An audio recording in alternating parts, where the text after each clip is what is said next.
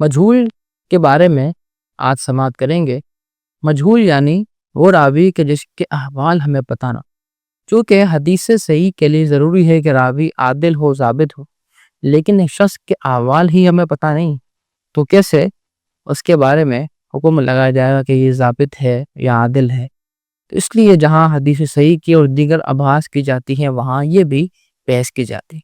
تو مجہول کی قسم میں سے سب سے پہلے قسم آتی ہے مستور۔ مستور وہ راوی ہے کہ جس کی ظاہری عدالت تو ہمیں معلوم ہو لیکن باطنی عدالت معلوم نہ ہو۔ ظاہری عدالت سے مراد ظاہری طور پر باشرح ہے، اور باطنی عدالت یعنی کسی امام نے اس کی توثیق کی ہے، اس کو ثقہ قرار دیا ہے یا نہیں، تو یہ ہمیں معلوم نہیں۔ دوسرا ہے مجہول العین۔ مجہول العین سے مراد جس سے روایت کرنے والا صرف ایک ہی ثقہ راوی ہو۔ تیسرا ہے مجہول الحال۔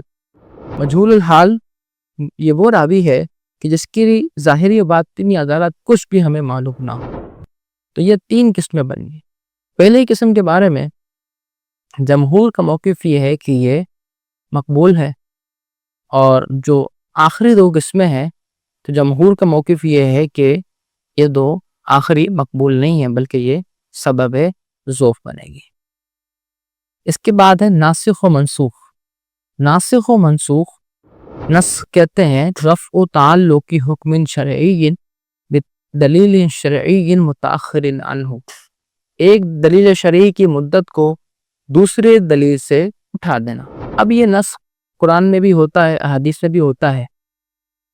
تو نسخ کا مطلب یہ ہوتا ہے کہ ایک حکم کی مدت ختم ہو گئی اور دوسرا حکم اس کے بعد آ گیا۔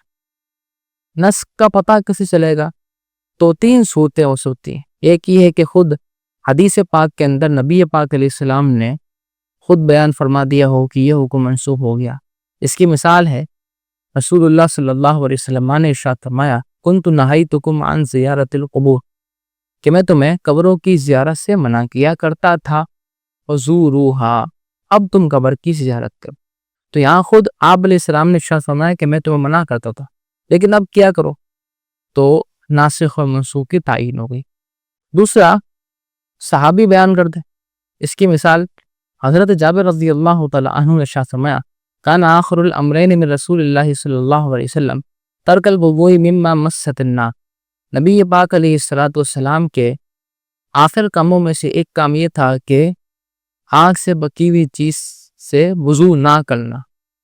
تو یہ اختلافی مسئلہ تھا صحابہ کے درمیان کہ آگ سے پکی ہوئی چیز کھانے سے وضو ٹوٹے گا یا نہیں ٹوٹے گا۔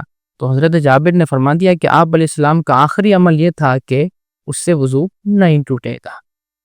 تیسری صورت یہ ہے نسخ کو پہچاننے کی کہ تاریخ کے ذریعے سے اس کا ہمیں پتہ چل جائے۔